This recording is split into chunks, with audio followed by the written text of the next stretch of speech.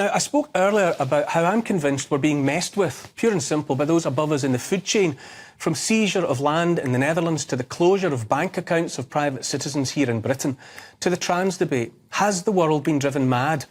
Here to contemplate all of that and more is Ralph Schollhammer, Professor of Political Science at Webster University in Vienna. It's great to have you here, Ralph.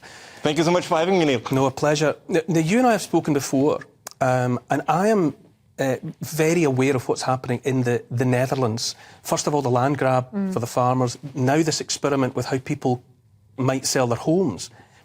Are the Netherlands being used as some sort of lab for social engineering experiments? Why is it all happening there? I don't think it's all happening there. I think what we see in the Netherlands is, particularly with the farmers' protests, it got more attention than in other places, but you see these things happening elsewhere as well. There is, I mean, I find this almost hilarious. As you just mentioned, right, there's this idea that the government makes a law and says you want to sell your house and you kind of have to sell it to somebody, you know, from a specific socioeconomic background. But while they are planning this, in Brussels, the EU is working on a new kind of idea and device to make homes more energy efficient. They want them to be like twice as energy efficient by 2033. And in many cases, this means renovations that are going to cost, you know, 70,000, 80,000 pounds. So even if you want to sell your home, right, they say you cannot sell it to somebody who, you know, can afford it. But even those who want to buy are now saying, well, but I'm going to have to invest 80,000 pounds for renovations in 10 years. So I'm not going to pay you full price unless either you do the renovations or you use the price for this. So you, again, create an artificial housing shortage because those who want to buy are going to say we wait, those who are going to sell are going to say we wait, and then again you create an artificial crisis that then is going to be used, right, for yet another regulation, right? And then they're going to say, well, then people who have apartments that they're not used, they have to rent them, they have to sell them. So it always comes back to a power grab in all these areas. And isn't it the case that this only applies to properties up to €355,000? So, you know, handily, entirely coincidentally, I'm sure, that means that the houses belonging to most of the people in power won't be affected. As always, right? It's like with inflation adaptation, these things, right? In Brussels, you always have these adaptations that they're safe. Or just to give you another example, we are told to be aware of climate change and emissions. The EU Parliament has two parliaments, right, because the Belgians and the French could not decide where to put it. So they're going to go back and forth. And we are told, well, you should take the bus, you shouldn't fly, right? Yes. You shouldn't have a car. Is there an end game? You say there's been more attention paid to the Netherlands, but it's actually elsewhere and everywhere, some of this. Is there a coherent, however unwanted, end game to all of this social engineering that's going on? This is something where we might slightly disagree, because and I'm not sure if I'm right or wrong on this, to be honest. But one idea is, right, that there's a plan, right? There's a structure behind it. My probably a little bit more frustrating sense is that they really are incompetent, right? They're incompetent at solving the bigger issues. I mean, just an example, if you look at France at the moment, they pretty much botched everything they could. Energy, immigration, the economy, so everything. So they now start to want to manage the smaller and smaller and smaller details of our lives because they think that they can do, right? It's something you are uncovered not to be capable of doing something.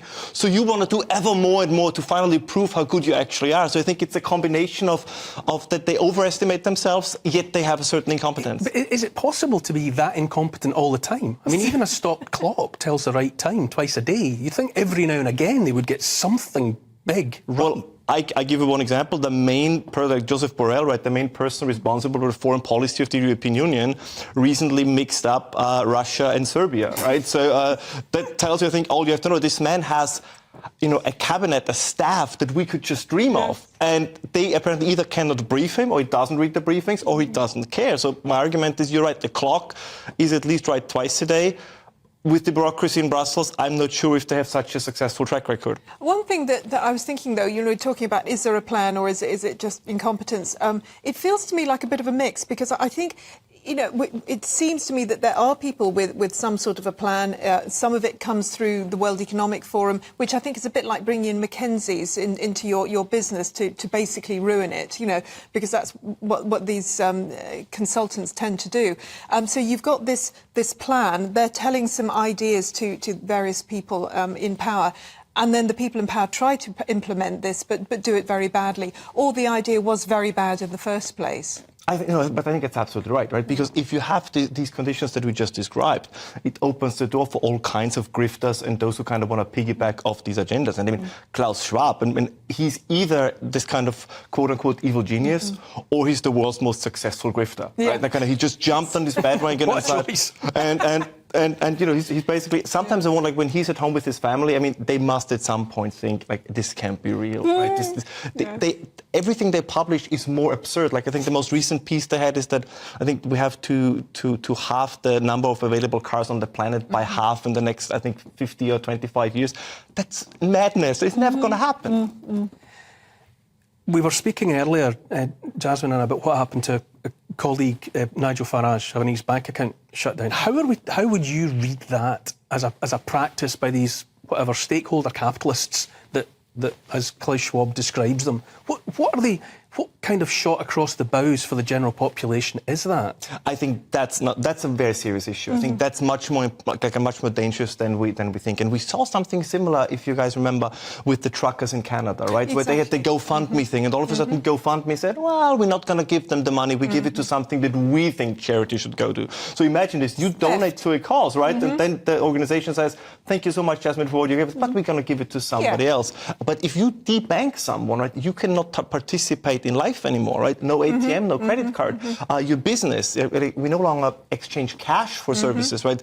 You cannot transfer money. This is very dangerous. And I think, like, banks and private companies, they kind of play along to get along, and we see what governments do, right? They don't make it up, but they lean on you. They say, well, this person seems a little bit unsavvy, so maybe you shouldn't do business with them. And it's kind of the unspoken part is or else. But also with CBDC, central bank digital currencies, they don't even have to do that. They can do what they do in China. If they don't like what you've just been saying, they go, oh, you are a criminal. You can't have a bank account. You can't have, you can't buy a ticket. You can't, anything like that. It is that, isn't it? It's this. It's the ESG. It's the incoming of the Chinese social credit system by any other name. Yeah, it is. Yeah. It's your behaviour being monitored with consequences attached. Exactly right. As you say, if you're a criminal, I think we could have a conversation about that. Exactly. But I think it's going to be things like you hold the wrong opinion, right? You go to a store and you buy a bottle of wine, and all of a sudden it says, you bought the bottle of wine, but you also yesterday donated, to some cause that we don't think is worth donating to. Yes. So I kind of was more optimistic about this, but in the realm of currency what's going to happen, I find this a very, very dangerous development. Because for me, the freedom to transact trumps almost every other. And like you, I never used to question it. You just assumed, well, that's my right. But no, it is being eroded. And I think a lot of people are beginning to realise this, which is why we're seeing cash being used a lot more, certainly in this country. I'm being